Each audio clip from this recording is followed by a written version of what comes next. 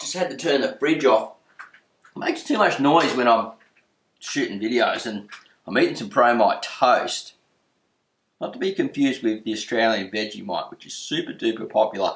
All us Aussie kids grow up on. I swap in between on some beautiful rye bread. That's not what the video is about, right? Today, I've got something super important that I want to talk about. And I believe it could be a part of a conversation that is going to change lives around the world and on this channel. Keep watching. Find out more, guys.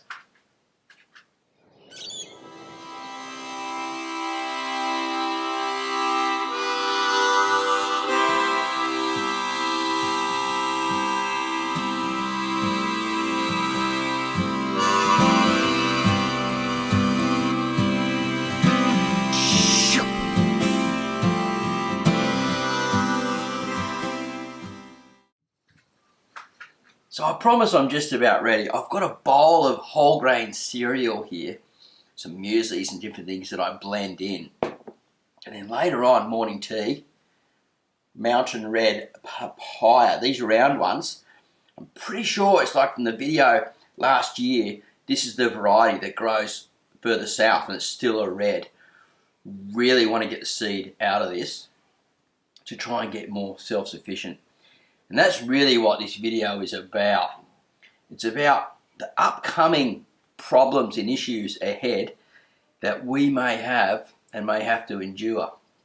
And I'm not normally into that sort of prepping stuff and all that because I don't want to scare anyone or create any fear, but I think there's a lot of good reasons for becoming a small space vegetable gardener and becoming more self-sufficient. Just finish this up. I'll be right with you.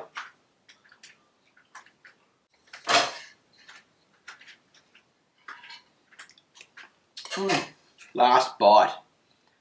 That was really good. Now you may be wondering, what's Marty doing?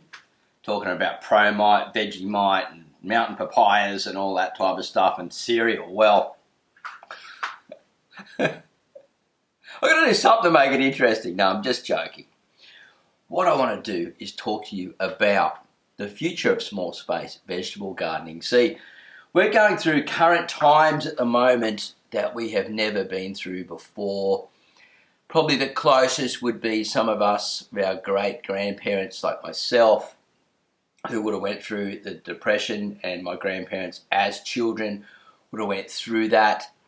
And they always had this sort of mentality of when you go to visit, finish all your food on your plate, because they realised how important it was. And over time, as foods got easier and more accessible, but unfortunately not as good in quality,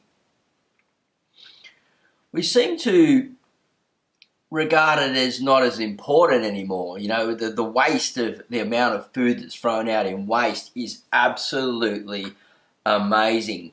Now, we're going to have to get better at this, at learning to save all our food. Like even like when you're harvesting a pumpkin or something like that, getting the seeds out, drying the seeds, eating the pumpkin seeds, getting them ready to replant for next year, and even using the pumpkin seeds to maybe as a rat trap or something like that. Just finding many ways to recycle and reuse and to save our food, as well as putting it into worm farms and making compost for the next season. Even if you're just burying it into the ground where the tomato plant's going to go next year. Now, I've got these cuttings here.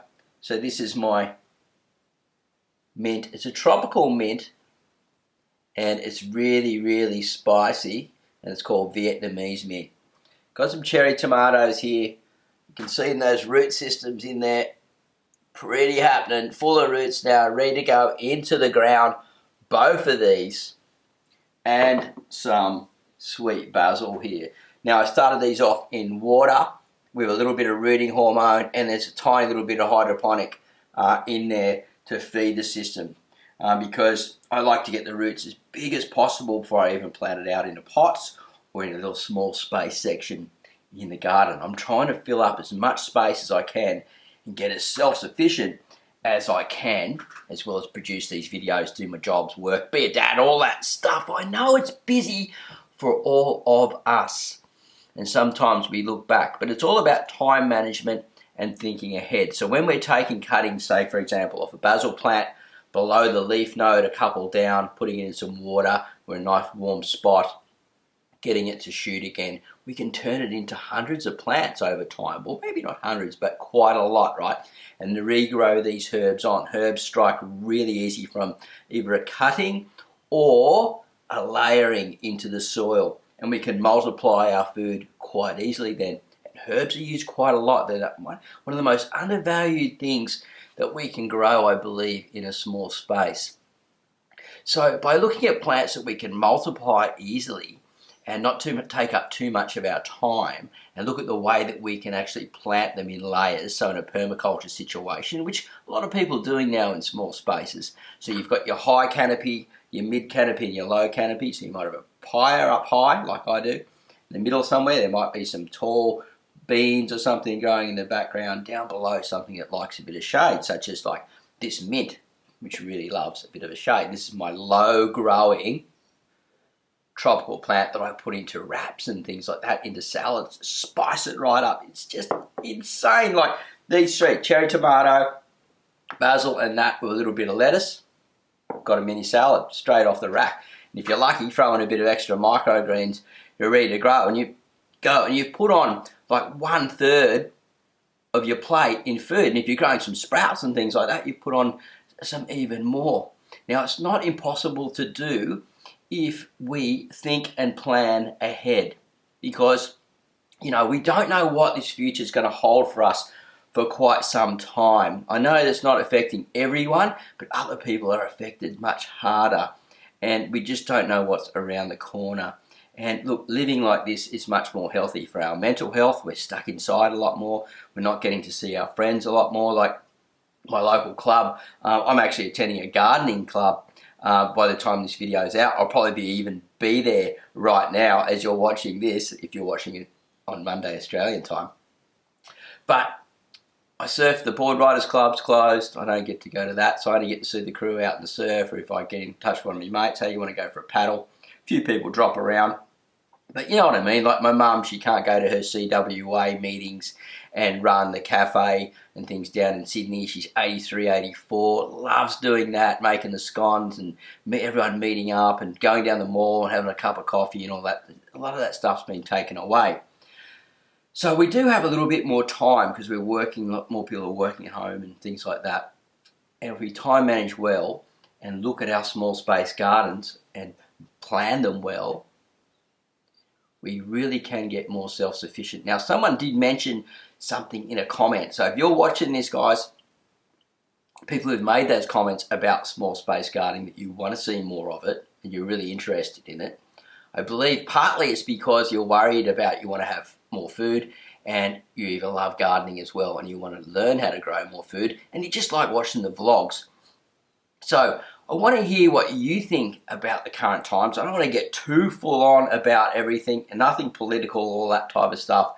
It's really about how can we make our space better, and, you know, give me questions and I'll supply tips and tricks and things like that, and we'll start looking at ways that we can make a small space garden very productive. And that will be a part of the channel, mixing it in, obviously, because I make all my composts at home and grow the plants with it, and so I'm being more self-sufficient that way. Bringing this sort of mini self-sufficiency into a small space, I think is something that hasn't been done much before, and I really want to take it into the next level. So I'd like to hear what you think down below about that, if you'd like to see more videos like that, and maybe some plants, tips and tricks that you'd like to learn, and I'll see if I can implement them for you. Now, if you watch the other videos where I film from my kitchen, I can't reach for the flexi hand, but I reckon that you should subscribe before you go. Don't forget to leave a comment. Start sharing these videos, please, and the members area is just about around the corner. If you're watching this later, it's possibly right next to the subscribe button on my channel.